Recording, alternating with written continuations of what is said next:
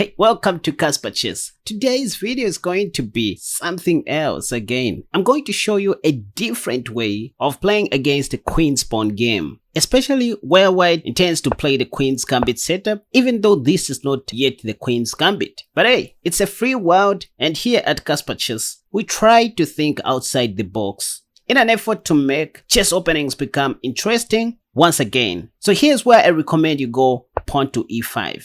Casper, again the Budapest. You've talked about this before. Nope. We are not looking at the typical lines of the Budapest defense. The move that I want to recommend here is knight to e4. Now wait a second. I've talked a little bit about this variation of the Budapest called the Fajarowicz in the past, but today's video is going to be more of that. Chillax, and I'm gonna show you how to play this same setup with white pieces as well. So this is one video that you don't want to skip. Now let me just run you through some basic ideas of this variation. The key move is pawn to b6 after we play knight e4, okay? So at least if white plays any of these highlighted moves in red, either pawn to g3, e3, pawn to a3 or knight f3, we will always play pawn to b6. Keep that in your mind. By the way, our knight is very safe on this square. Let me just show you what can happen if white attempts to chase this knight away. Let's say with f3. I'm sure you can already see the idea, but even better is to go bishop b4 check. Check in the Lichess Database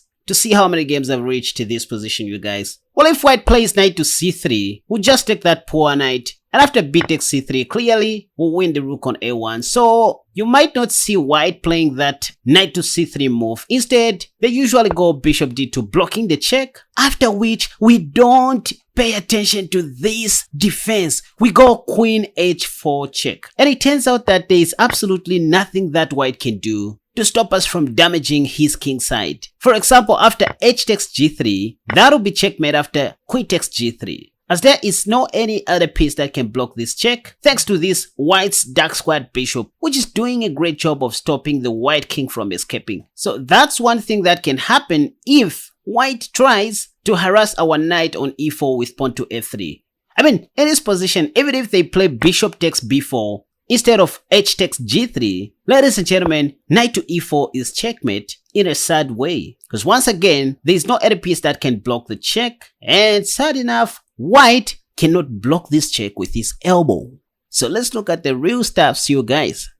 So back to our position of interest. We just diverted from the main Budapest defense, where we usually play knight g4, and instead played knight e4. I said your knight is very safe on this square. If white plays, let's say knight to f3, what I recommend doing is taking a bit of time here. This is a psychological move that you're playing against your opponent, okay? If you rush to play pawn to b6, there's a higher probability of them to oversee this move, queen d5, okay, which you want them to play. They may play something like pawn to e3 here because you just blitzed out pawn to b6. So it is hard for them to notice somehow that they can actually fork your knight on e4 and your free rook on a8. So that's why I advise you to take some time here. Just take 3 seconds or 5 seconds to let your opponent calm down. And that's when you play pawn to b6, inviting them to fork your knight on e4 and your free rook on a8. Wait a second. Queen d5 by white turns out to be a long-term positional mistake. In fact, it may even be losing after we defend our rook and our knight with bishop b7. Oh, the bishop is undefended as well. Maybe this was a blunder. Oops, it's not, cause we have knight c6 locking up this queen on b7. See, it can just take us one move, knight to c5, to trap this queen in hell, and it can never escape from Sobibo. So they have to play something like queen s6. Now wait a second. Knight to c5 in an effort to trap this queen doesn't work at this stage of the game because white has this move, queen a3, and the queen is saved, okay? It can go anywhere else. It is not trapped. With knight to c5, you just blocked your dark squared bishop from seeing the a3 square. So that's why white played queen a3. So instead of playing knight c5 right away, you first of all play bishop b4 check, which assures that the a3 square remains covered by our dark squared bishop. Let's say after bishop d2 blocking the check, now that's when you can play knight c5 and you're just going to end up winning this queen anyways. You simply play pawn to a6 and the white queen is trapped. So that's one deadly trap that occurs in this variation of the Budapest. Now let's go back to our starting position of interest. We just looked at the knight to f3 line. Ladies and gentlemen, the same is true even to the rest of these moves. For example, pawn to a3. After pawn to a3, we simply go pawn to b6 once again. If they play knight to f3, you can simply continue with some prophylactic moves such as bishop e7, pawn to a6, I don't know. But the whole idea once again is that if they play queen d5, again forking your knight and the rook on a8, you simply go bishop b7 attacking the queen and at the same time defending everything.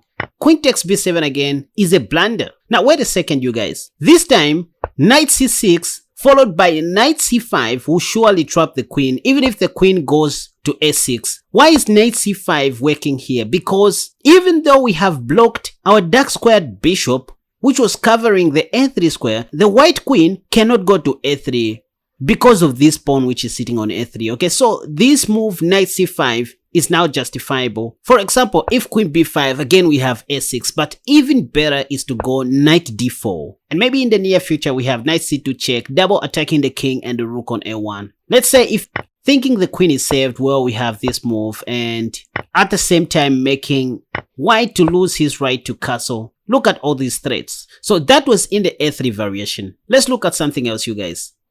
So again, instead of knight to f3 or pawn to a3, if black chooses to play pawn to e3 right away, we still go pawn to b6, inviting queen d5. Oh, but if they play bishop d3 this time, well, you just simply continue with bishop b7. Here, Stockfish wants white to give up his light squared bishop, okay? To simply give up his bishop pair to have an equal game. Otherwise, if knight to f3, the whole idea is fast development, you guys. Bishop d2 covering the check, knight takes d2, and after knight b takes d2, we simply play queen e7. Maybe in the near future we may take the f3 knight and win back our pawn. So if white castles short, we simply take the knight on d2 first, with the idea of winning back our pawn on e5, and the position is equal if not slightly better for black at human level. Let's look at one more line before I show you how to play this same setup now with white pieces.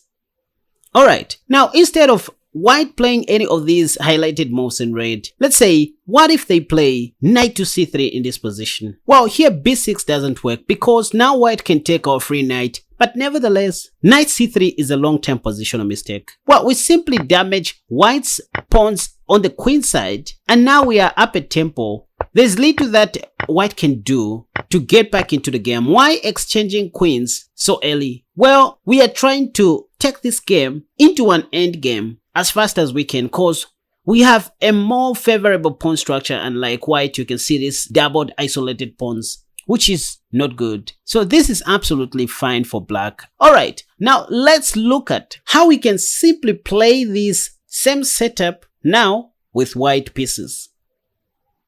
Well, now that you know the queen d5 trap, let me show you how you can achieve that with white pieces as well. The move that I recommend to start with is knight to f3. Because after you play knight to f3, you are more likely to see pawn to d5 by white, which we want to see, okay? At some point, we want to see black playing pawn to d5 and pawn to c5. That's why I recommend starting with knight to f3. Pawn to d5 is by far the top played move in the Zuckertot opening. So after this move, what I recommend playing is pawn to b3. With pawn to b3, you just want to fianchetto your dark squared bishop along this highlighted diagonal. Now, the move that you're going to see most of your opponents playing here is pawn to c5, preparing for knight c6 next. They always like playing this in the reverse QGD setup. Later on, they are going to play pawn to e6 and just play the reverse QGD here. So after this, that's when I recommend you go pawn to e4. And here they may think you want to play the Tenisson Gambit once again. But oops, here comes knight e5. And just like what I advised you to do in the previous lines, with black pieces, I suggest you take some time to play knight e5 here. Because if you promptly play knight e5, it is very easy for black to miss this move, queen d4, which you want them to play, okay? Because that's not part of the opening moves in almost any opening or any defense. So take some time before playing knight e5. These are mind games, okay? So this is called the Norfolk Gambit under the names of last and attack. So you simply go knight e5 after 4 seconds, allowing black to see this move, queen d4, thinking they are forking your knight on e5 and the free rook on a1. Now, just like in the Budapest version, this is where you play bishop b2, defending everything. Because now, black will be more than happy to take your dark squared bishop, thinking they have won a piece, but well, we have this move, knight to c3, which almost traps the black queen. I mean, it can only take us one move, knight to c4, before trapping this queen. So you see them playing knight a3 anyways. Once again, don't play knight c4 because black can play queen a6 and their queen has been saved, okay? With knight c4, you just blocked your light squared bishop's version, from eyeballing the s6 square. So don't play knight c4 just yet. Start by giving black a check first, ensuring that your bishop will still be covering the s6 square. Let's say after bishop d7 blocking the check, now that's when you go knight c4 once again, attacking the queen. The queen is almost trapped. It has no many squares to go to apart from b4. And again, after queen b4, that's when you take on d7 first with check. And after knight takes d7, whoop, you trap the queen with pawn to a3. Just like what we saw in the Budapest version of this Gambit. So let's look at another method, you guys. By the way, what I'm showing you right now are actual games that I found on Lichess and in the Masters Database. Again, in this next game, we saw white playing knight to f3 and d5 was played as expected. Then pawn to b3, intending to go bishop b2 next. And well, once again, black played pawn to c5 to gain more space before developing the other knight and maybe play this in the QGD style once again. Then white played pawn to e4, inviting d takes e4, after which he played knight e5. Once again, queen d4 was played, double attacking the undefended knight on e5 and the rook on l1, after which white played bishop b2, defending everything. And I don't know how many times you're going to see this, but queen takes b2 is by far the top played move, after which you go knight c3, again trying to trap this queen. This time, black played knight c6, but that trapped the queen immediately on b2. So this is how easily you can end up outplaying your opponent by employing this trap. And in this game, white ended up winning this game so easily. Alright, so let's look at another game. So once again, you start with knight to f3, then black plays d5, the top played move. Then you go pawn to b3 and black plays c5. Play pawn to e4, inviting d takes e4 once again, so that you can play knight a5. After taking some time, letting black play queen d4, bishop b2, defending everything. Well, there are many ways of killing a rat. Instead of knight c6, if they play knight f6, again, the queen is just trapped. I'm sure by this time you can already see the idea. Now, let me show you another way in which this trap can occur. This is one game that was played on Lichess between a 2400 and a 2281 rated chess player. White started with pawn to e4 instead of knight to f3, and then black responded with a Sicilian defense c5. So again, pawn to b3 was played, which is called the Snyder variation against the Sicilian defense. So d5 is what was played by black, after which white played knight to f3, sacrificing this pawn. And after d takes e4, white played knight e5, inviting queen d4 once again. And I'm sure you can already see the idea. We are back into the Norfolk Gambit of the Nimzo Larsen attack, where we play bishop b2, defending everything. And surprisingly, a 2400 rated chess player took the bishop, and that's how his queen was trapped in the same manner. So it is not that easy to see this queen trap coming, and I can assure you that you're going to win a lot of games in this same way. But before I end this video, what if black just plays normally after you try to play your trick with pawn to b3, and instead of them playing pawn to c5, they go knight f6? Well, here you can just have a normal game, play pawn to e3, next you develop your d pawn. This will just be a normal game of chess. At the end of the day, we still need to play chess, right? So by wanting to play the trick that I just showed you, you ended up playing your opening moves like a professional. So that's one advantage of learning these little tricks and traps. Alright, so you guys, Thank you for watching this video. This is all for today, and I hope you enjoyed watching this video. If at all you did, don't hesitate to give this video a thumbs up, hit the like button, subscribe to my channel if at all you haven't already, and hope to see you in my next video. Until next time.